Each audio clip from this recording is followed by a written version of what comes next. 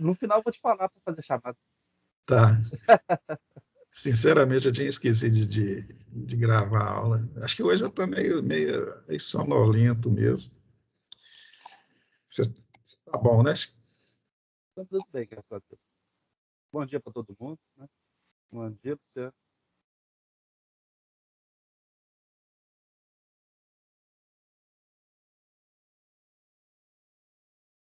Vamos lá, então. O assunto da aula de hoje é esse aqui, senhores.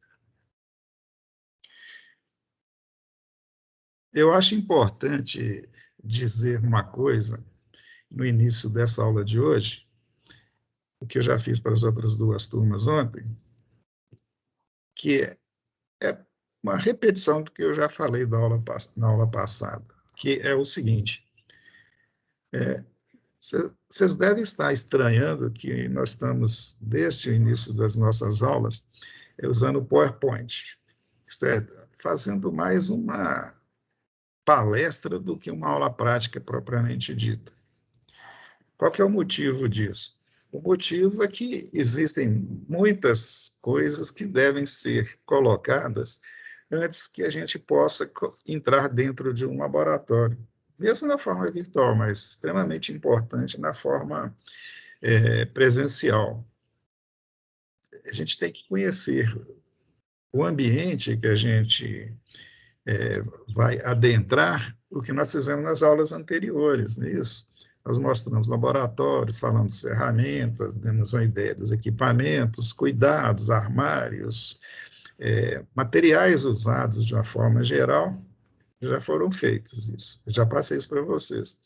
Hoje e na próxima aula, nós vamos falar do processo em si, né? Como que a gente se porta dentro do laboratório, efetuando os testes, as análises, utilizando os medidores, interpretando os resultados das medidas.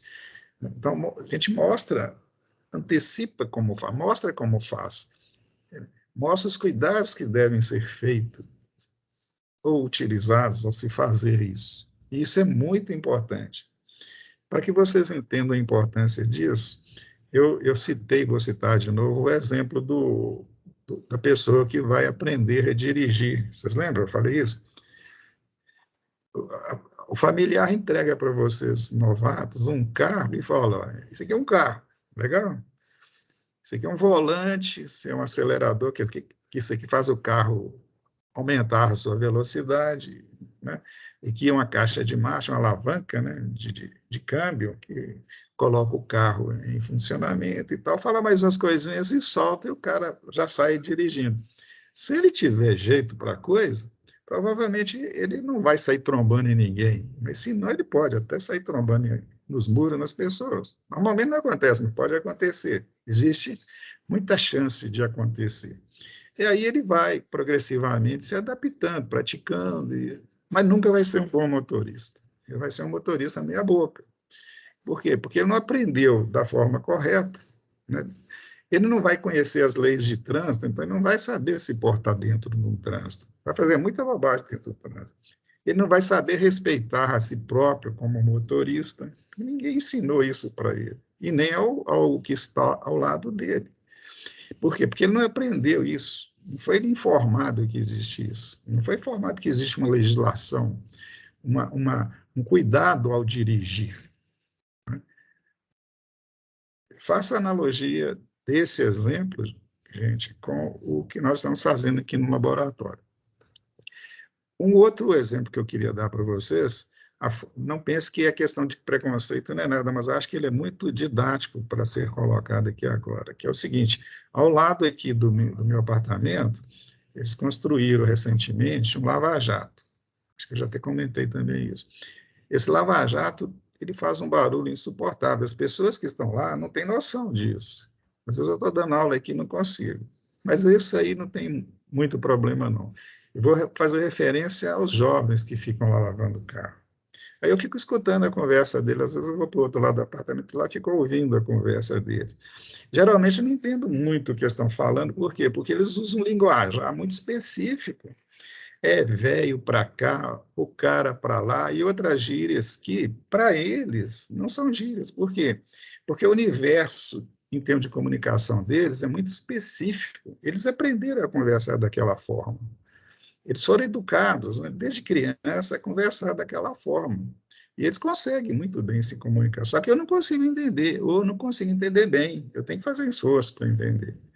É porque são dois universos diferentes. Eu, e se a gente. Ó, uma coisa, a gente evolui muito, a natureza humana, o ser humano começou a evoluir de fato quando começou a falar.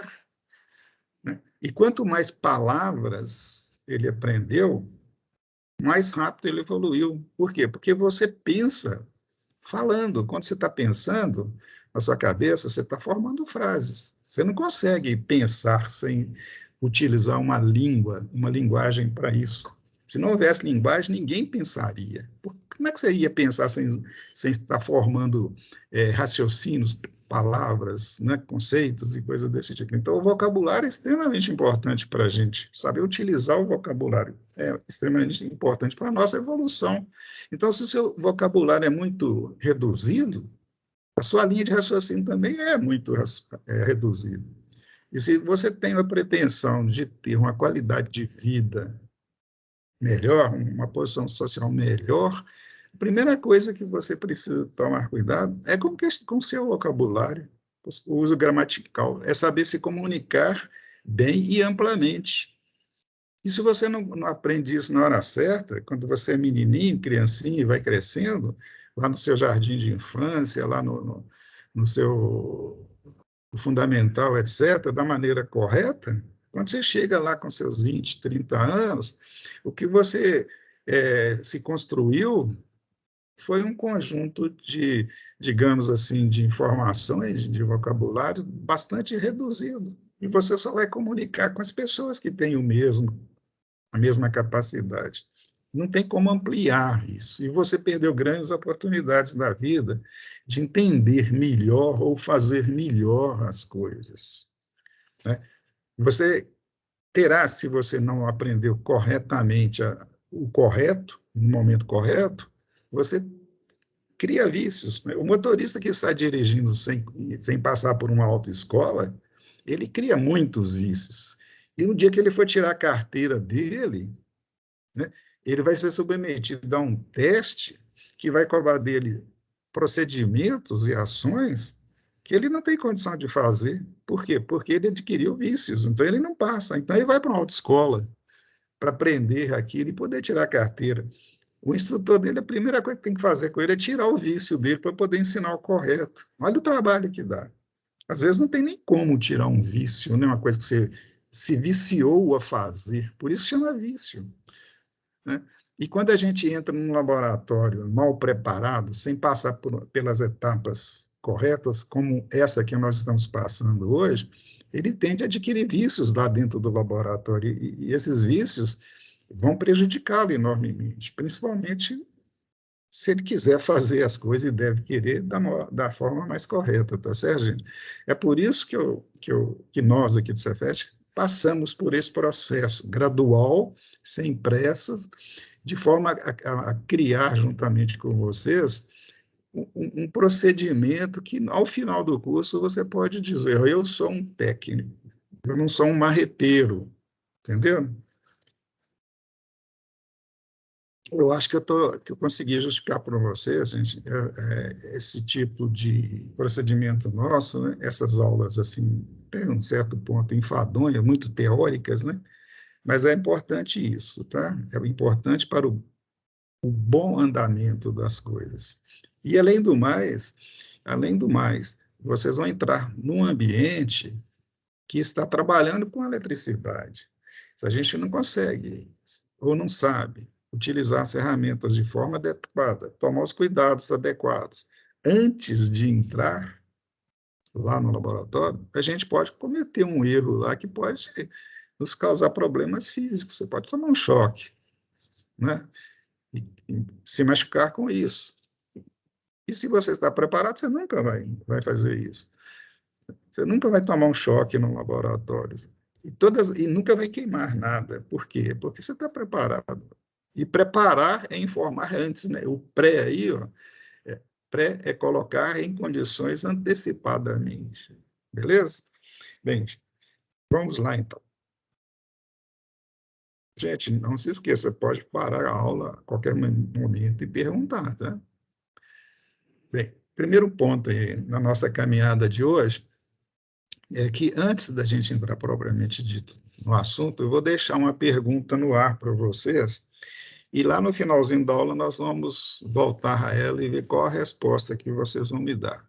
A pergunta é a seguinte: imagine que você é um sargento de um pelotão, batalhão, e está selecionando atiradores que vai trabalhar com vocês. É desnecessário dizer a importância do preparo do pessoal militar que trabalha com vocês, né? Do lado psicológico, né?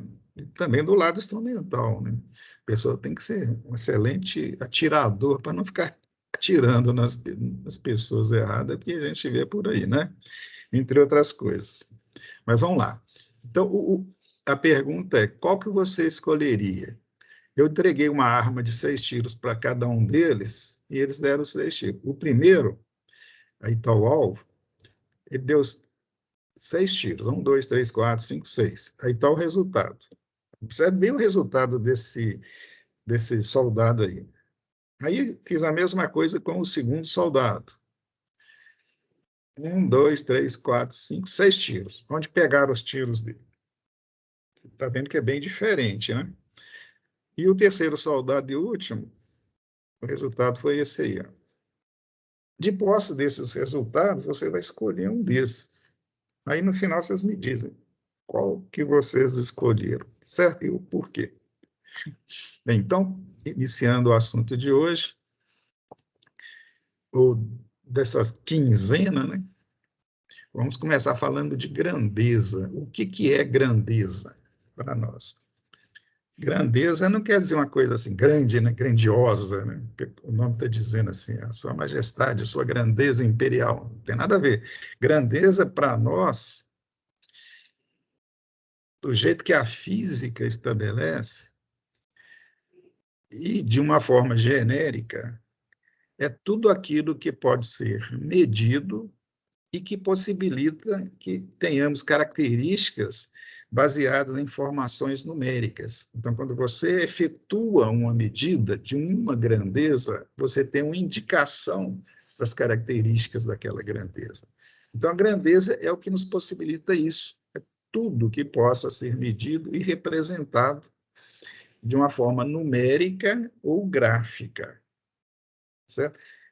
E um outro termo também um pouco polêmico é a palavra medida. Né? Eu estou dizendo, é tudo que pode ser medido, mas o que é medida? Medida é a palavra medida ela tem um significado extremamente abrangente. Né? Eu posso estar me referindo, por exemplo, a medida provisória do governo, né? Uma medida cautelar de um juiz, né? Qual é a medida que eu tomo em represália a alguma coisa feita, tal. Então, se eu for empregando esse termo medida, ele vai longe. Mas, em cada uma daquelas situações, existe um contexto, né? Como no nosso.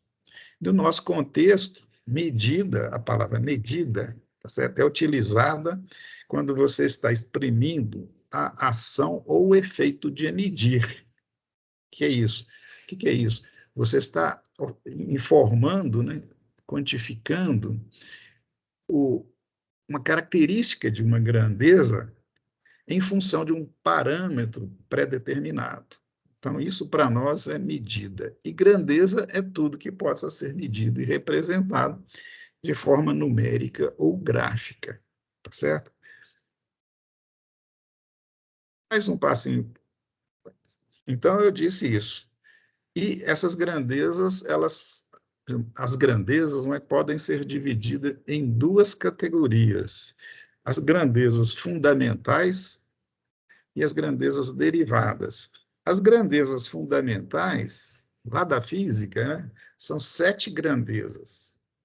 e elas são identificadas lá no Sistema Internacional de Unidade. E nós usamos esse sistema para identificá-la e utilizá-la, porque existem vários sistemas que legislam sobre as grandezas e dá uma certa confusão.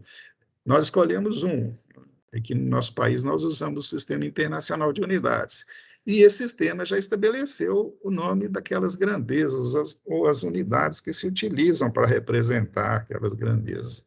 Mas antes de continuar, vamos ver se vocês lembram lá da física, quais são as grandezas fundamentais.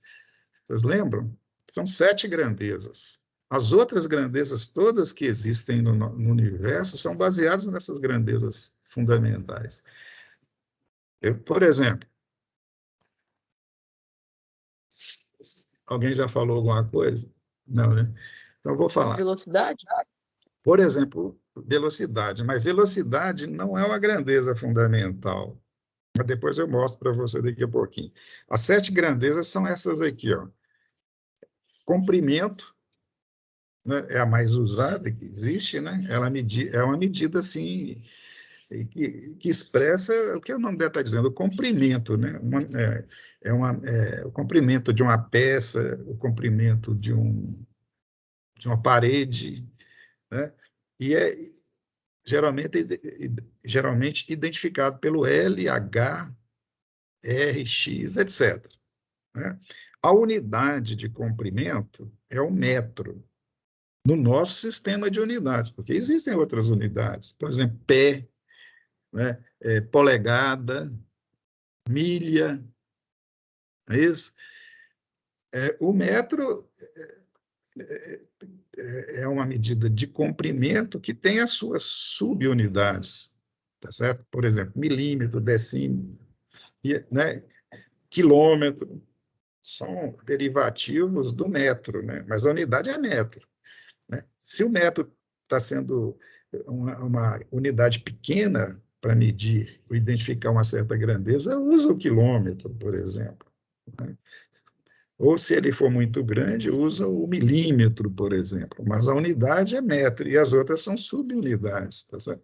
E lembrando aqui, aproveitando a oportunidade, né, eu particularmente acho muito esquisito você usar, por exemplo, pé para identificar um comprimento, né?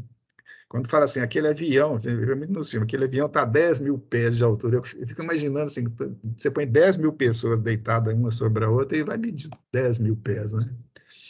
Esquisito isso, né? Mas é só uma brincadeira, né? E polegada? Polegada é mais esquisita ainda, né? Acho que o Chico que me falou outro dia que polegada foi baseado foi tomado como referência o polegar de um rei lá no francês, né, Chico? Lá no Luiz alguma coisa, né? Ele pegou o dedo do cara, mediu o polegar dele e aí passou sendo a referência, né? Então, Acho que é imagina inglês, eu acho. do inglês. É inglês. O problema, na minha opinião, de usar essas referências, né, pé, não sei pé de quem quis usar, ou polegar, não sei, esse pessoal já morreu, né? E se você precisar de uma referência hoje para calibrar, se não tiver, por exemplo, sistema decimal para usar como referência ou outro sistema, você não tem mais como usar esse padrão, porque o cara já morreu. O pé dele é só osso hoje, se tiver osso, a mesma coisa do dedo, né? Quando você tem uma grandeza, você precisa de ter o referencial dela existente, né? E ele tem que ser um referencial estável, que é o que é comum para praticamente todas as grandezas que existem, né? O comprimento é um pouco polêmico, mas continuando o nosso passeio aqui pela física. A segunda é massa. De unidade é o quilograma. Eu falei devagarzinho aqui para assustar. É o quilograma, não o quilo, tá, gente? É kg minúsculo a sua representação. Tempo, outra unidade fundamental, ou duração, né, representado pelo T minúsculo. A unidade no nosso sistema é o segundo, representado pelo S pequenininho. Não segue, né? Não S é G, é o S. A quarta unidade é a temperatura, cuja unidade é o Kelvin, representado pelo K maiúsculo. A quinta corrente elétrica, nossa conhecida, né, representada geralmente pelo I, maiúsculo ou minúsculo, e a unidade de base é o ampere, letra maiúscula A. O ampere não tem um acento mais, não, tiraram ele, aboliram o acento. Quantidade de substância é o mol, né, unidade mol, maiúsculo, e a letra representativa é mol minúsculo. A gente não usa muito isso, não. Intensidade luminosa, LV, a unidade é candela, não, CD minúsculo, não confundir com lumens, né? Que é a unidade também luminosa, só que representa a quantidade de luz por unidade diária.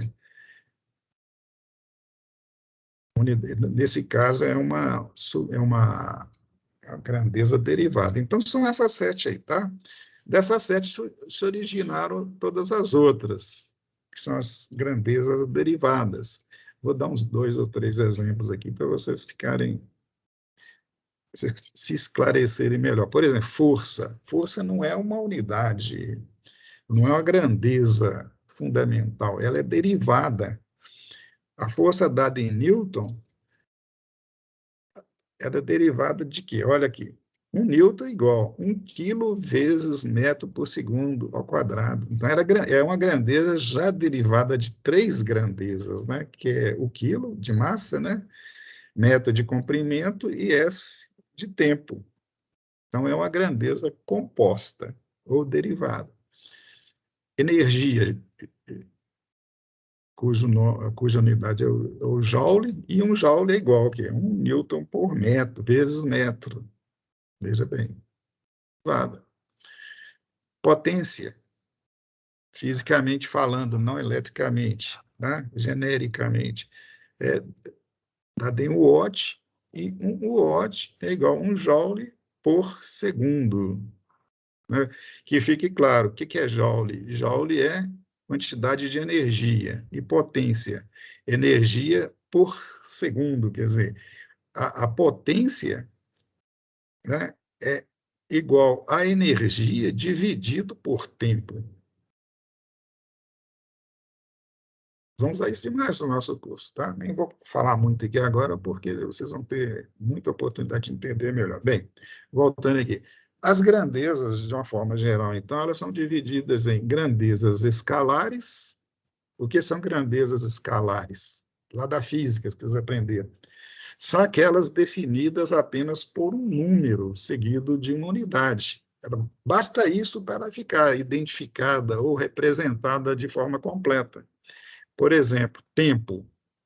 O tempo que, se você diz, você está medindo, você mediu o tempo e vai dizer quanto deu, basta usar o número, por exemplo, 10, e a unidade, segundos. Morreu aí, você já sabe que aquele tempo é 10 segundos, não precisa saber mais nada. Não há como demandar mais informações. A mesma coisa, temperatura, né? Você vai medir a temperatura de um ambiente ou de um corpo, você quer saber quantos graus centígrados tem ali. Só, morreu. Mesma coisa de massa. Quantos quilos eu estou pesando hoje de manhã, por exemplo. Vetoriais. A vetorial é um pouquinho mais complicado, porque para ela ficar perfeitamente identificada, vocês precisam de quê? Do modo, da direção e do sentido. Então, são aquelas que, para uma caracterização completa, precisam ser definidos os 3 elementos: o modo, a direção e o sentido. Um ou outro, ou 2, não é suficiente para ficar perfeitamente caracterizada. Ela fica parcialmente caracterizada, e, em alguns casos, insuficientemente caracterizada. Por exemplo, força. Né? Você submete uma força F a um corpo, né? Mas às vezes você precisa conhecer às vezes não, quase sempre, qual que é o sentido de aplicação daquela força, e em qual direção você está aplicando aquela força. Sabendo disso, aí você tem as informações necessárias. A mesma coisa com relação ao movimento de um corpo, né? Você quer saber a velocidade dele, em que sentido, em que direção. Entendeu? E vai por aí. Agora vamos na nossa área aqui, ó. Em nossa área, estudamos o tratamento de inúmeras grandezas. Por exemplo, tensão, corrente e potência. Eu, particularmente, considero tensão, corrente e potência as grandezas fundamentais da área elétrica. Eu estou chamando particularmente de grandezas fundamentais, porque a maioria das outras, ou todas as outras, são decorrentes dela, ou são definidas a partir dela, comparando-as entre si ou entre alguns outros elementos. Certo? Por exemplo, tem uma grandeza que eu chamo de secundária, particularmente eu chamo, que é a resistência elétrica de um corpo. Resistência elétrica é a relação entre tensão e corrente.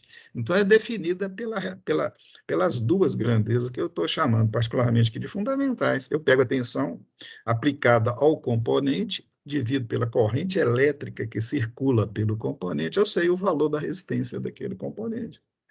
Então, em eletricidade, existem essas três grandezas extremamente importantes. Tá certo? Agora, isso está relacionado ao estudo, né, ou à definição dos parâmetros e elementos. Agora, existe um outro tipo de parâmetro que deve ser considerado, é chamado de parâmetro de performance. Por exemplo, energia. Né? A energia é a quantidade de potência fornecida por tempo. E eu fico sabendo a quantidade de potência que eu estou submetendo determinado elemento, vezes o tempo de submissão. Aí eu fico sabendo o que eu estou consumindo, o que eu estou aplicando e o que vai acontecer com o componente. Se ele, por exemplo, vai esquentar ou vai se movimentar, tá certo? Então, a aplicação de energia, a energia gerada ali naquele componente é um parâmetro de performance, assim como o aquecimento, se for o caso, ou se ele se movimentar, a velocidade, ou se ele se iluminar, a luminosidade. São parâmetros que a gente utiliza na nossa área, mas são chamados parâmetros de performance porque são consequências, tá certo? Continuando o nosso passeio. Dito isso, falando de medida de parâmetro assim assado, vamos falar dos instrumentos que é o, digamos assim, o artista de hoje, ou a partir de hoje. Então, vamos lá. Antes de falar dos instrumentos, tem uma coisa importante a ser levada em consideração. É o que está escrito aí. Ó. Entenda que os instrumentos de medidas são uma ampliação da capacidade humana para verificar o valor da grandeza ou variável. O que quer dizer isso? Quer dizer, em última palavra, que se nós tivéssemos humanamente a capacidade de verificar os valores de todas as grandezas, não haveria necessidade do equipamento. Por quê? Porque ele existe exatamente para ampliar essa capacidade, dar condição a ser realizado em termos de medições o que a nossa capacidade humana ou física não tem condição de fazer. Por exemplo, agora, eu estou sentindo aqui no meu apartamento, aqui na janela, um pouco de frio, né? Um pouco de frio. O que eu posso falar da temperatura é isso. Então, um pouco de frio. De tarde já está quente, ou de manhã está bastante frio. Né? Mas medida não é, a medida de temperatura não é frio, né? Quer dizer, e muito menos eu vou dizer se eu vou medir uma temperatura de, ó, eu medi a temperatura ali e o valor que vai dar é muito frio, ou muito quente, ou médio. Eu não vou dizer isso. A medida de temperatura é graus centígrados, por exemplo. Eu não tenho condição de saber quantos graus centígrados tem aqui agora. Minha capacidade humana não fornece meios para isso. Aí eu vou utilizar um instrumento. A função do instrumento é fazer isso, o que eu não consigo fazer usando meus recursos físicos. Eu vou usar um termômetro, por exemplo. Eu estou dentro de um carro, o carro está se movimentando. Eu sei dizer que ele está rápido ou está lento, mas eu não sei saber, eu não sei qual que é a velocidade. Se eu quiser saber a velocidade, não basta dizer que está rápido ou lento. Quero saber quantos quilômetros por hora ele está se movimentando. Eu preciso da definição correta da grandeza, porque o processo exige isso. O processo exige uma definição completa e precisa da grandeza que eu estou considerando. No caso do carro, eu vou usar o quê? Um velocímetro, por exemplo. E vai por aí, tá, gente? Então, instrumento tem essa função. E no nosso laboratório de circuitos elétricos, os instrumentos que a gente utiliza, que nós vamos utilizar, inclusive, de forma virtual daqui a alguns dias, ou a partir de alguns dias, são o voltímetro, né, de o que a gente chama de tensão elétrica, que você já deve estar começando a entender o que é isso, lá na teoria. O amperímetro mede o fluxo de corrente elétrica, né, o movimento de elétrons dentro de um certo material, chamado de, para os íntimos, né, de corrente elétrica, né, e o instrumento é o amperímetro. O ohmímetro, né, que mede a resistência do componente, ou a oposição que o componente oferece à passagem por si da corrente elétrica, quando submetido a uma tensão elétrica, tá certo? O quarto instrumento é o watímetro, que mede a potência elétrica, e o último, mais completo, é o osciloscópio, que nos vai indicar de forma gráfica, visual, valores de certas grandezas, como, por exemplo, tensão corrente e outros mais. Então, em nossos laboratórios, nós vamos ficar bastante assim, familiarizado com esses instrumentos aí, principalmente voltímetro, amperímetro, ohmímetro e osciloscópio.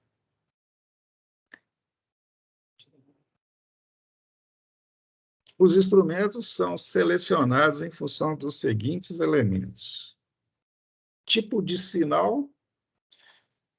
Essa palavra sinal ela é um pouquinho difícil de ser definida e muito utilizada. A gente costuma dizer que a grandeza tensão elétrica é um sinal de tensão elétrica, da mesma forma para corrente e para potência. Então, o que é sinal? O sinal é a identificação ou a apresentação para nós daquela tensão, daquela grandeza, com as informações necessárias. Por exemplo, quando eu falar aplique um sinal de tensão num ponto tal de um circuito, eu já estou dizendo que eu vou ligar ali uma tensão elétrica. E ficaria mais completa se eu soubesse ou informasse a forma gráfica daquela tensão.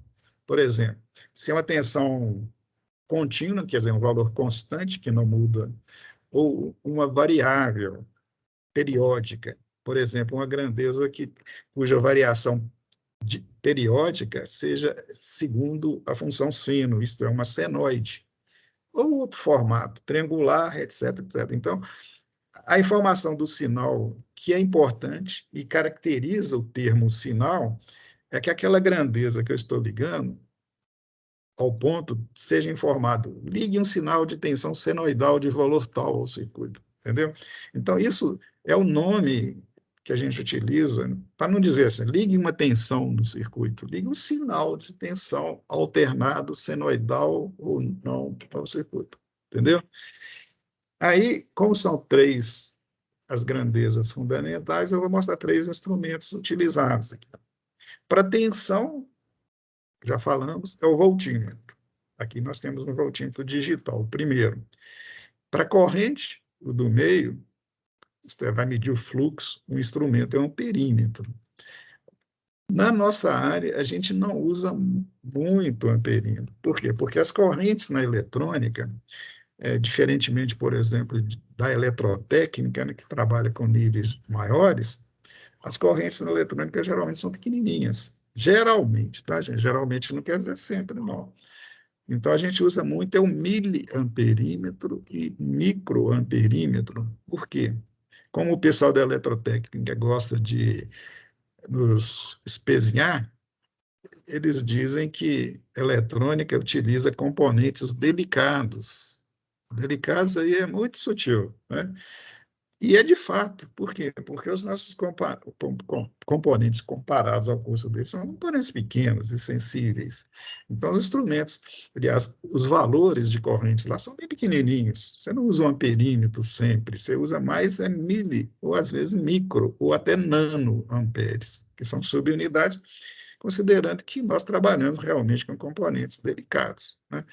As correntes elétricas que passam dos nossos aparelhos são extremamente pequenas e o instrumento tem que dar conta de medir, então ele tem que ter escalas compatíveis com isso, ou sensibilidades, entre aspas, para isso. O vatímetro já nem é tanto, né? Porque os valores de potências que a gente trabalha não precisa de micro ou mili ou mega vatímetro, basta o vatímetro, tá? Então, aí nós temos os três tipos, né? Tem um exemplo, só em termos de exemplo, nós temos voltímetro, tem um analógico, aliás, digital, desculpa, um amperímetro. Tem ponteiro, portanto, é analógico, e o vatímetro tem ponteiro, portanto, é analógico.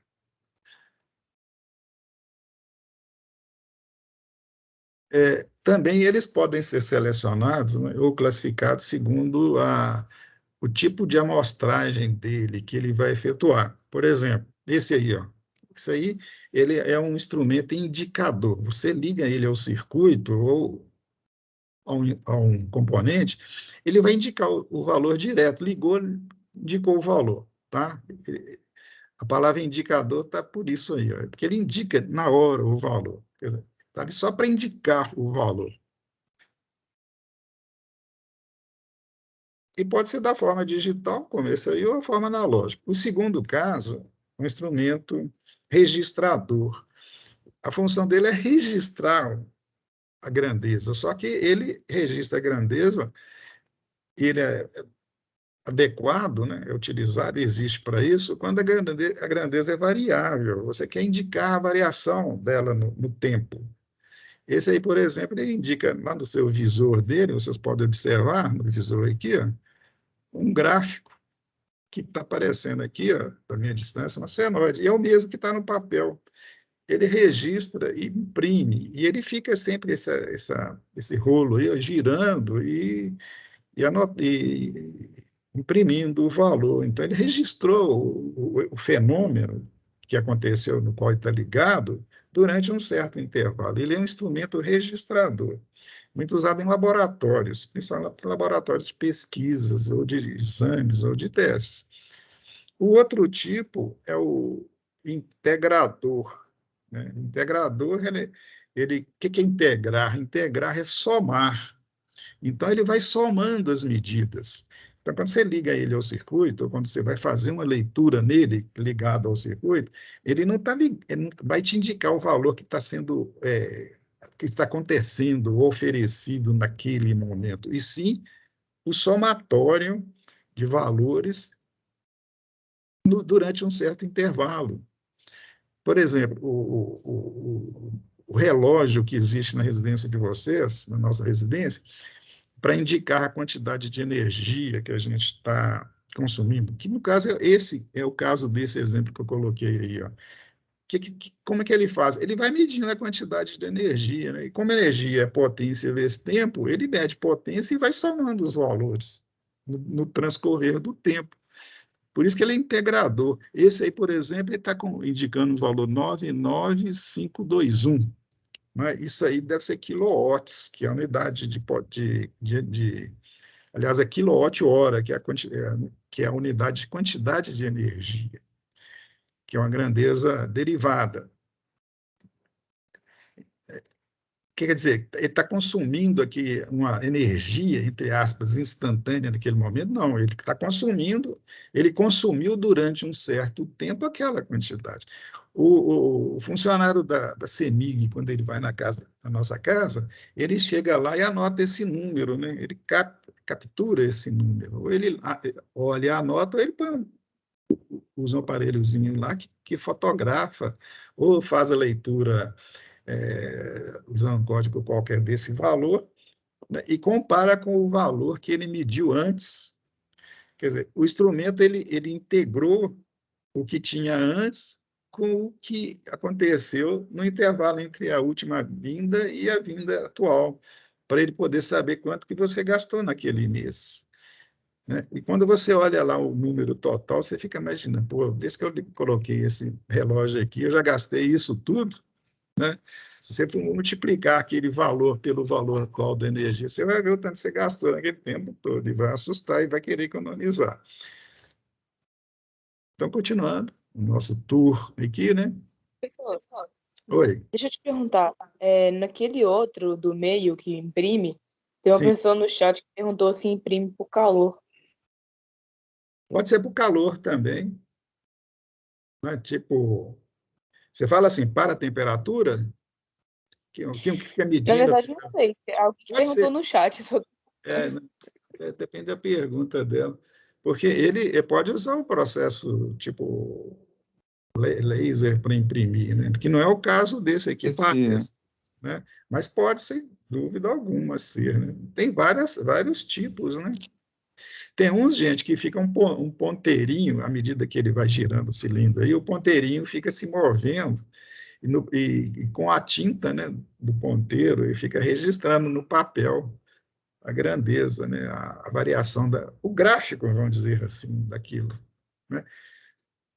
É muito comum que você não tenha esse rolo, ou o rolo fique parado, e você, o medidor, né, eventualmente vai lá e verifica, né, eu quero o gráfico nas últimas, na última hora, por exemplo. Ele vai lá nesses botões aí, ó, programa, aí ele imprime de uma forma qualquer, né, cada caso é um caso, o gráfico que precisa naquele período. Né? O eletrocardiograma faz mais ou menos isso, né? Durante um tempo bem pequenininho, ele indica a variação dos pulsos cardíacos, né? Como é que aumenta, diminui, etc. Os picos, né? As variações bruscas, essas coisas mais. É um exemplo de instrumento chamado registrador, tá certo? Tá. Estou passando pressa aqui. Agora vamos a alguns conceitos, gente, que é importante a gente utilizar na hora que a gente está comunicando, nos comunicando. Por exemplo, essa palavra indicação aí. Ó. A gente usa a palavra indicação para quê? Quando o instrumento faz a medida, o resultado da medida nós chamamos de indicação. Tá? Tá claro? Indicação é o resultado que ele indica para nós, que nos informa. Não acostume usar outro termo, não. Mesma linguagem, obviamente. No nosso contexto, vamos ver o que está escrito aí. No nosso contexto, por exemplo, a indicação pode ser dada pela posição de um ponteiro sobre uma escala, por um número em um mostrador digital ou na forma gráfica. Então, existem essas três formas. Se for um instrumento analógico, ele tem uma escala, geralmente planas, né, com linhas com várias subdivisões, como vocês já perceberam, já viram, e nós vamos falar mais. A gente chama de escala graduada. Né? Aquelas divisões indicam os valores parciais da grandeza. E o ponteiro, ao ser colocado ou adquirir uma certa posição, vai indicar para a gente, né, ou nos fornecer a indicação da grandeza, entendeu? Falando a mesma linguagem.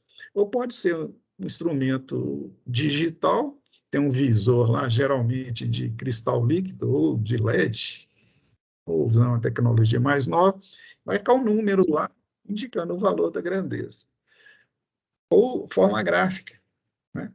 Que pode ser o caso que eu já mostrei, né, do registrador, mas pode ser um osciloscópio, que vai indicar graficamente o valor da grandeza. O osciloscópio ele é melhor porque ele indica o que estará acontecendo extremamente detalhadamente com a grandeza. Você consegue verificar com o osciloscópio fenômenos que acontecem assim e não se repete às vezes no intervalo ínfimo.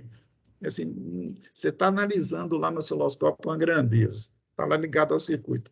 Aí acontece um fenômeno que faz aquela grandeza dar um pulo de valor, pode aumentar assim bruscamente, né? Volta instantaneamente para o mesmo valor. Você capta aquilo e tem o gráfico daquilo e pode analisar e concluir sobre aquilo. É o instrumento de medidas que eu considero mais completo. Agora nós vamos começar a complicar a nossa vida. A minha para explicar para vocês e vocês para entender, porque existe muita ambiguidade nesses termos que nós vamos mostrar, os 4 termos que nós vamos mostrar.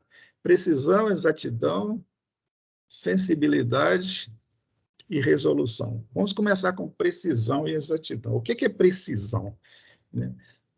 Quando eu pergunto, se eu perguntar a vocês com relação a um instrumento, o que você considera precisão? O que é um instrumento preciso?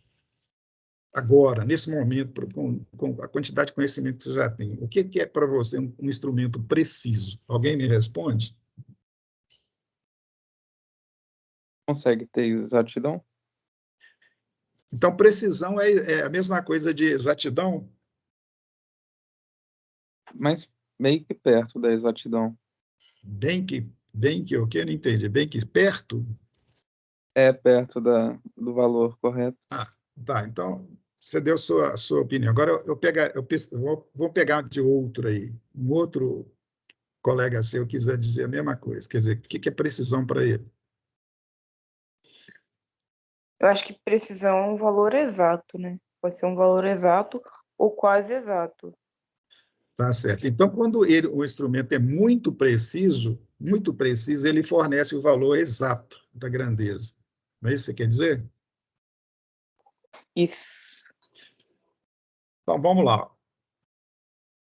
Precisão é a mesma coisa que repetibilidade.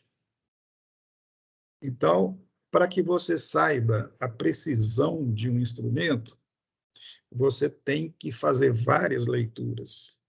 Não basta você ligar ele no instrumento e fazer uma leitura. E dizer, aquele instrumento tem precisão. Porque precisão não está relacionada a isso. E está relacionado à estatística, ao resultado de um processo estatístico da grandeza que você está medindo, ou da utilização do instrumento para verificar aquela grandeza. Por isso que o termo precisão, gente, está sendo abolida. O pessoal lá da metrologia já proibiu o uso de precisão. Não use o termo precisão, porque ele confunde com exatidão. Em função disso, não é aconselhável. Use o termo repetibilidade ou use o termo precisão, sabendo que ele não está sendo recomendado, que ele é confuso. Mas se você tiver bastante coerência do que é precisão, você não vai ocorrer erros usando o termo não, tá certo? O pessoal que mexe direto com metrologia é que não tá usando o termo precisão, mas nós podemos usar, desde que a gente saiba como usar o termo precisão, tá? E o que está significando. Aqui. É um texto grande, né? Eu vou até tomar a liberdade de passar e pegar o resumo dele aqui, ó. Em outras palavras, precisão indica o quanto as medidas repetidas estão próximas uma da outra. Quer dizer, para você saber a precisão do instrumento, você tem que fazer o seguinte: você pega um instrumento e faz várias e várias medidas, né? Veja bem, é determinada através de um processo estatístico de medições que exprime o afastamento mútuo entre as diversas medidas efetuadas daquela grandeza que eu estou me referindo. Então, você pega o instrumento e faz várias medições com aquele instrumento de uma determinada grandeza, e pega todos os valores lidos e tira a média aritmética deles. Vai dar um valor. Para você saber se um instrumento é preciso, você verifica o grau de afastamento de todas as grandezas em relação àquela média. Se o afastamento não for grande, você pode dizer que ele é preciso. Se for grande, ele não é preciso, né? Então, característica dele, é uma qualidade dele com relação a repetir a medida da mesma forma. Então, um instrumento de precisão, sempre que ele mede, se ele for de alta precisão, ele sempre mede o mesmo valor, ou muito próximo do mesmo valor. Não importa se aquele valor é o correto, ele mede sempre o mesmo valor. Então, quando ele tem uma boa qualidade em termos da sua constituição, ele sempre vai medir o mesmo valor. Entendeu? Aí você vai falar, exatidão, ou exatidão é a palavra mais comum. Tem nada a ver, é outra coisa que você deve levar em consideração também, mas não é precisão. É precisão. Oi?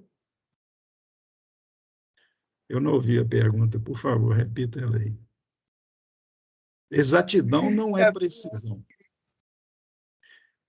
Deixa eu continuar aqui, que talvez eu consiga explicar o que vocês perguntou e eu não entendi. Vamos falar de exatidão. Exatidão é sinônimo de acurácia, que é uma palavra feia, eu acho, né? Tem gente que não deve achar. Né? Isso aí está relacionado com o quê, gente? Com isso aqui, ó. É a propriedade que exprime o afastamento que existe entre o valor medido no instrumento e o valor verdadeiro da grandeza que você está medindo. Isso é exatidão.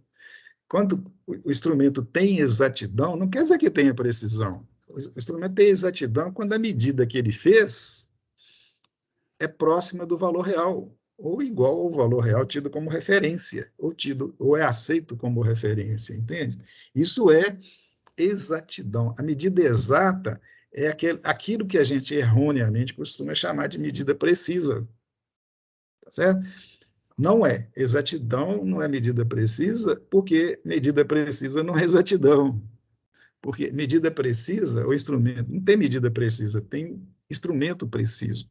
O instrumento preciso é o que efetua sempre, ou indica sempre, o mesmo valor da grandeza.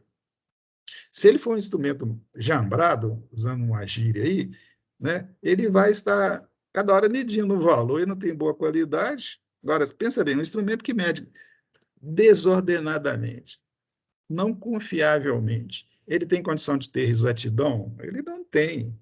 Ele pode até medir uma vez ou outra e acertar o valor no chute. Por quê? Porque a característica dele é ser irregular. Isto é, um que não tenha precisão. É ser irregular nas medidas. E você determina isso fazendo várias e várias medições de uma certa grandeza, estudando o resultado. Como é que você estuda o resultado? Tira a média aritmética dela e verifica se o valor dessa média fica longe, ou as medidas ficam espalhadas ou longe dessa média. Se for assim, ele não tem precisão, mas o exato é diferente. O exato faz medidas próximas ao valor correto. Se ele for exato e preciso, pensa bem, exato e preciso, ele vai fazer todas as medições se aproximarem do valor real. Aí é um instrumento de boa qualidade. Portanto, é um instrumento normalmente mais caro. Tá certo? Vamos praticar isso um pouquinho aqui. Só para fechar, então, a exatidão indica o quão próximo do valor real, ou o valor tido como correto, né, normalmente aceito, do valor medido. Um exemplozinho aqui, ó. Suponha que o nosso amigo aqui, ó, um atirador aqui de setas, e você pode ficar analisando e fazendo comparações, fazendo analogia com o instrumento. Ou não, se você desejar. Então, ele atirou 4 setas aí, deu 4 chutes aí, ó, tentando acertar o alvo. Aí eu pergunto, ele foi exato e preciso? Ou preciso, não exato, etc. Qual é a opção que vocês marcariam aí? Eu acho que eu marcaria. Marcaria exato, porém impreciso. Você marcaria o exato, porém preciso. Vocês estão vendo agora que nós estamos entrando numa seara aí da relatividade, né? Depende da análise do elemento, da análise final do elemento que faz a medida ou o julgamento do resultado. Alguém falaria outra? Marcaria a segunda. Preciso, porém inexato. Preciso, porém inexato. E eu marcaria essa aqui, ó. Mas eu não estou dizendo que vocês estão errados, não, porque vocês estão interpretando de uma forma e eu já interpreto de outra. Eu penso o seguinte: inexato, por quê? Porque as medidas estão espalhadas, ou bastante espalhadas para eu chamar isso de exato, inexato. Impreciso, porque, para mim, elas estão bem distantes do alvo, do centro do alvo. Então, ela não tem exatidão, porque está longe. Não tem precisão, porque estão espalhadas. Na minha opinião, vocês concordam com isso? Eu penso, pelo menos ele acertou o alvo, né? Tipo assim, o alvo. Ele acertou? Ele acertou uma vez. Não, o alvo, entendeu? Que ele não acertou para longe e tal. Por exemplo, se eu tivesse pegado 5 flechas, uma eu acertei para longe, aí eu ia falar inexato e impreciso. Mas eu penso assim, pelo menos ele acertou o alvo, entendeu? As 4 flechas. Mas como você está julgando é o atirador, você está julgando é o medidor, né? Acertar uma vez só no alvo não é relevante. Pode ser uma coincidência. Que manda é num todo. E quando você está falando em precisão, importa é o todo, o sempre. Tá certo? Ele atirou, se tivesse atirado uma vez só e acertado o alvo, você não podia falar nada da precisão. Por quê? Porque precisão é um resultado ou um parâmetro identificado ou definido usando um processo estatístico, uma medida só, uma vez só. Da mesma forma, se ele tivesse acertado o bonequinho lá, dado um tiro só, acertado o boneco lá em cima, você não podia falar que ele era impreciso, porque foi só um tiro. Você pode falar que aquele tiro que ele deu, aquele chute dele, foi impreciso, porque você queria acertar no alvo e acertou no boneco. Isso vai ficar mais claro daqui para frente. Ó. Vamos dar um próximo exemplo aqui. A mesma pergunta e o resultado foi esse aí. Eu coloquei até de propósito para vocês observarem que muitas vezes a coisa é meio ambígua e eu tenho que tomar partido para definir. Né? Esse aí, da opinião de vocês. Fale bem. Vocês acham que as setas estão bem afastadas, para eu chamar de impreciso? Ou elas estão... Não, é porque se for comparar com o outro, né? Elas se aproximaram mais, não foi? Uhum. Aí eu colocaria exato e preciso, se for por comparação. Exato e preciso? Eu gosto de colocar o meu lá. E aí eu justifico, mas você pode justificar de outra forma. Por que eu estou chamando de exato? Porque, para mim, para aquela demanda minha, a aproximação do alvo foi suficiente. Mas eu não vou poder falar nunca que é muito exato. Por quê? Porque não está no centro, centrinho, entendeu? Mas eu posso chamar de exato. Agora, eu estou chamando de impreciso por quê? Porque, para mim, ela está muito espalhada, mas elas podiam estar mais espalhadas ainda, que estaria mais impreciso. Né? Eu não posso falar que está exato e preciso. Eu não falaria, eu posso até falar, mas eu não falaria. Por quê? Porque, pela minha demanda, pelo grau de qualidade da medida, eu precisaria que elas estivessem mais próximas do centro e mais próximas uma da outra. Entendeu? Eu também não falaria que era inexato e nem impreciso. Por quê? Não está tão espalhado assim, né? E não está tão distante da bolinha central assim. Entendeu? Então, eu pegaria isso que eu marquei aí. Exato.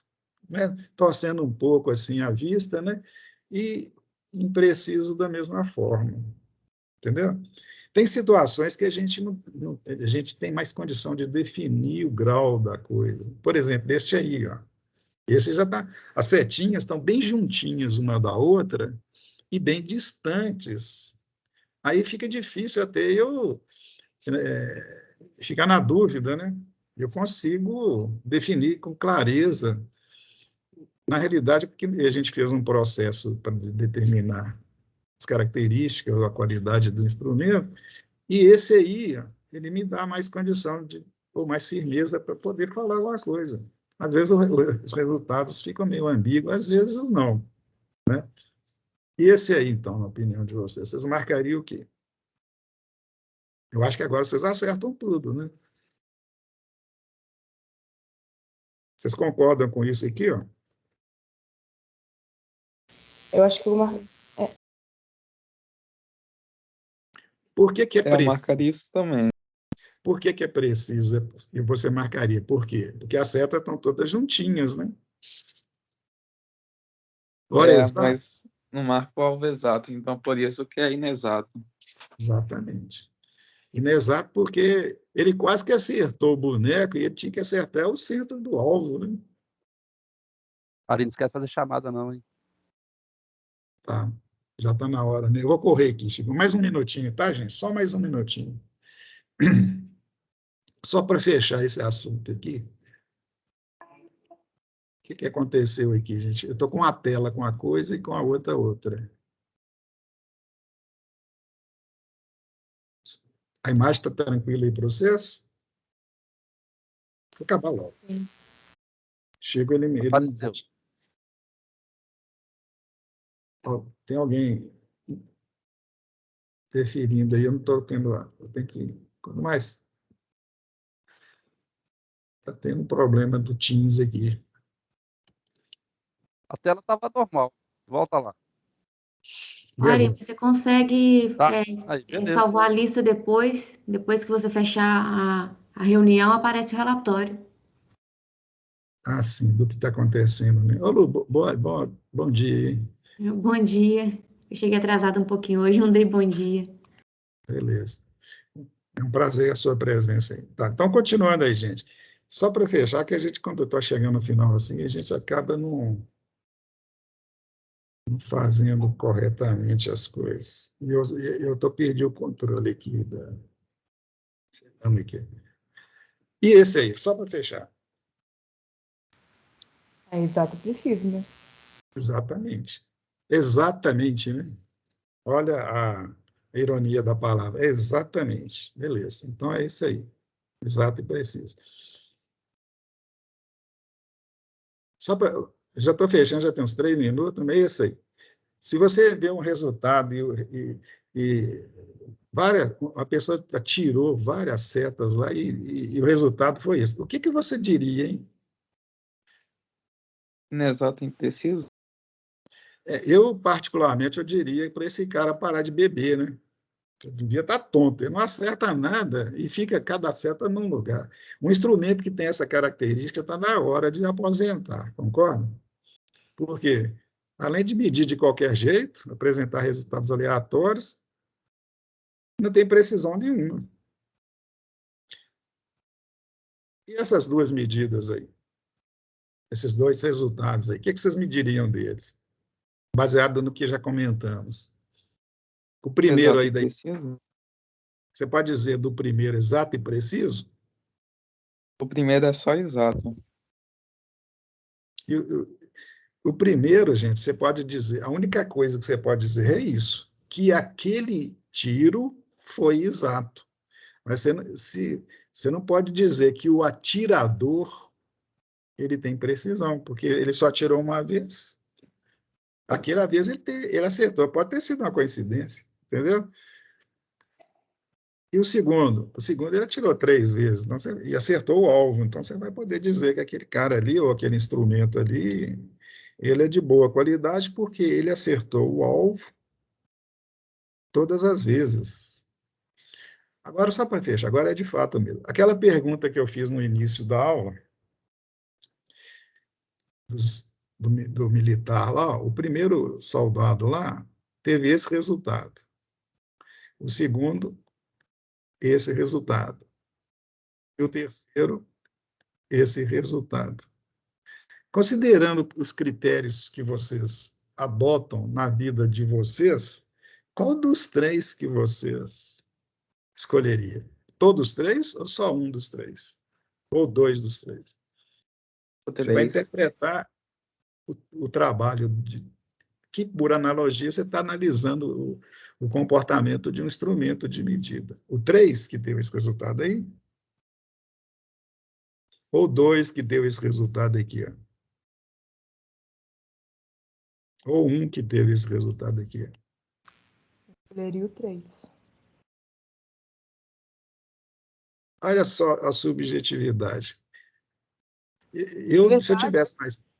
Oi? 3 ou 2. Ou os dois, né? Faria os 2 em 1. Porque Se eu tivesse mais Uhum, tempo, eu ia discutir isso com vocês, que vale a pena, tá, gente? Mas eu só vou dizer o que eu penso e depois a gente pode até conversar melhor. Eu escolheria esse, sem dúvida nenhuma. Eu não escolheria os outros. Porque uma pessoa que dá esses 5 tiros aí, os 6, né? São 6, tem mais um tiro aí, ele é uma pessoa, na minha opinião, que entende da jogada. Ele tem uma mão firme, por exemplo, tá certo? Ele sabe segurar a arma com firmeza. A única coisa que ele precisa, aí, na minha opinião, é um óculos. Entendeu? Eu daria um óculos para ele e aceitaria ele. Agora, os outros, não adianta eu dar o óculos para eles, não. Porque, mesmo com óculos, ele vai continuar tirando daquela forma, espalhadamente, entende? Pode acertar ou não. E numa dessa ele acerta uma pessoa que não tem nada a ver, a tal bala perdida. Agora, no caso dos instrumentos, é a mesma coisa. Se eu tenho um instrumento que vai fazer várias medidas e um resultado me apresenta assim, ó, todas elas próximas uma da outra, porém distante do valor real, qual a conclusão? Eu vou lá no instrumento e ajusto ele. Todo instrumento tem como, ou quase todo, né, tem como ajustar, calibrar o instrumento. Um instrumento de boa qualidade, você calibra e ele passa a ter precisão e exatidão. Um instrumento de má qualidade, por mais que você calibre, você nunca vai ter precisão e exatidão. Por quê? Aliás, não vai dar nem para calibrar, é tão ruim que não vai dar nem para calibrar. Você vai ficar toda hora calibrando, entre aspas, né? Ele nunca vai te dar garantia. Então, eu escolheria esse, pelos motivos que eu falei, tá, gente? Eu tinha um celular antigo. Eu andava dentro de casa, falava que eu tinha andado 3 quilômetros. Pois é, entendeu? Ele não tem confiabilidade, não. Ele não tem, no caso, exatidão. Né? E se você fizer todas as vezes, um dia dá 1 quilômetro, outro dia 3, outro 5, aí não tem nem precisão. Eu aconselho, no caso, se eu ficar com o celular e usar ele só para as outras coisas. Às vezes o instrumento ele não tem qualidade para certas coisas, gente, mas tem